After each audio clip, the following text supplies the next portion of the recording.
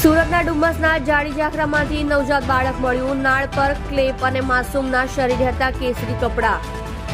સુરતમાં નવજાત બાળકને ત્યજી દેવાની ઘટનાઓમાં વધારો થઈ રહ્યો છે, ત્યારે ડુમ્મસમાંથી એક નવજાત બાળકી મળી આવ્યું હતું. કોઈ જનિતાએ પોતાના તાજા જન્મેલા બાળકને તરછોડી દીધું હતું, જેથી નાળ પર ક્લેપ સાથે મળી આવેલા માસૂમ અંગે 108ને જાણ કરતા તેને સિવિલમાં ખસેડવામાં આવ્યું છે. ડુમ્મસ ગામ તરફ જતા રસ્તા જાડી જંગલમાંથી નવજાત બાળક મળી આવ્યું હતું.